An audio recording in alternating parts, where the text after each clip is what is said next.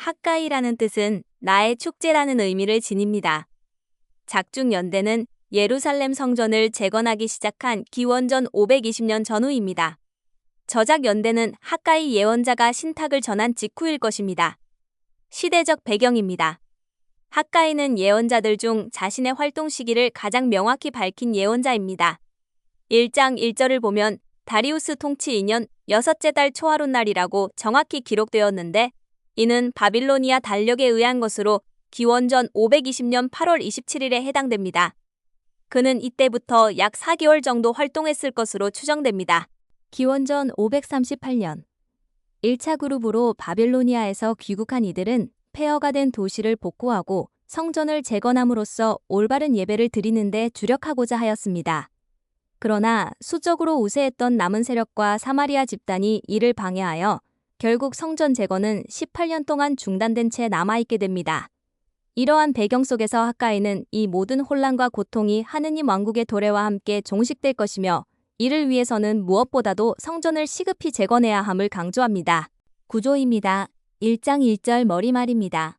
1장 2절에서 15절 도시의 폐허를 보고도 아직 주님의 성전을 지을 때가 아니라고 말하는 이스라엘 백성을 질책합니다.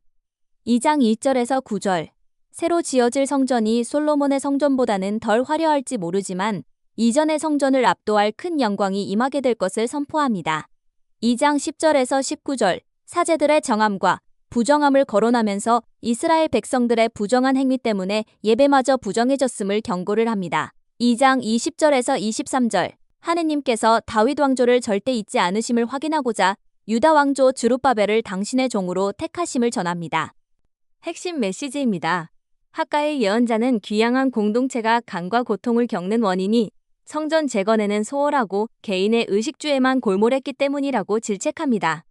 하느님 현존의 가시적 표현인 성전을 짓고 나면 평화와 풍년과 축복은 저절로 수반될 것이라는 의미입니다. 결국 예언자는 개인의 일이나 자신의 집보다는 먼저 하느님의 성전 재건에 마음을 쏟으라고 촉구합니다.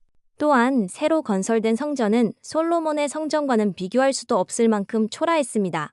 따라서 초막절 축제에 참여하기 위하여 예루살렘을 방문한 순례객들 사이에는 재건 중인 성전이 너무 초라하다는 불만이 점점 확산되었습니다.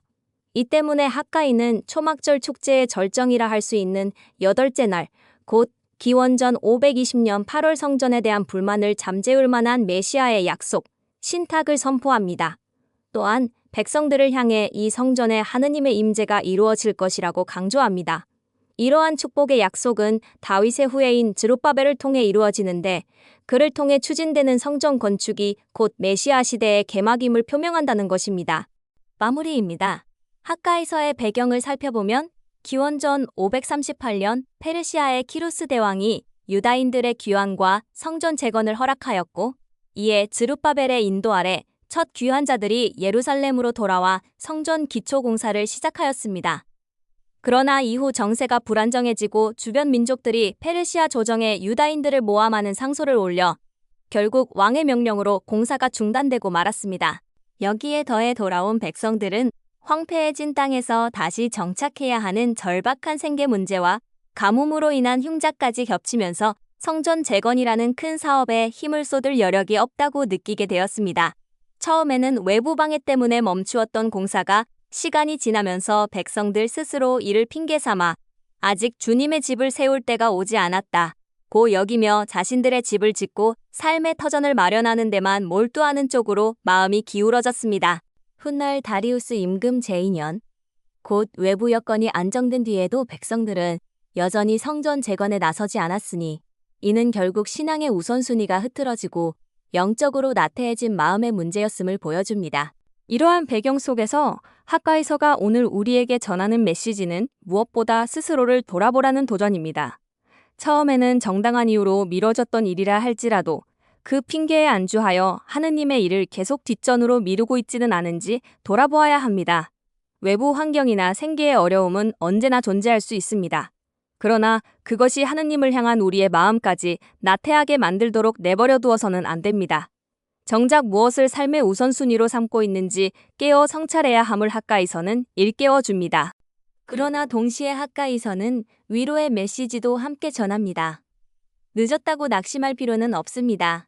백성들이 뒤늦게라도 말씀을 듣고 순종하여 다시 일어섰을 때 주님께서는 내가 너희와 함께 있다고 하시며 함께 하심을 약속하셨습니다. 우리 역시 지금이라도 마음을 돌이켜 하느님의 일을 우선순위에 두고 나아간다면 그 시작이 아무리 작고 초라해 보일지라도 결코 헛되지 않을 것입니다. 오히려 이 마지막 집의 영광이 이전 집의 영광보다 더 크리라는 말씀처럼 학가에서는 주님께서 더 큰 영광으로 채워주실 것이라는 희망을 우리에게 안겨줍니다. 그러므로 우리는 낙심할 필요가 없습니다. 낙심하게 만드는 것은 어둠에게서 오는 것이므로 언제나 우리가 나아갈 곳은 하느님께서 주시는 희망의 문입니다.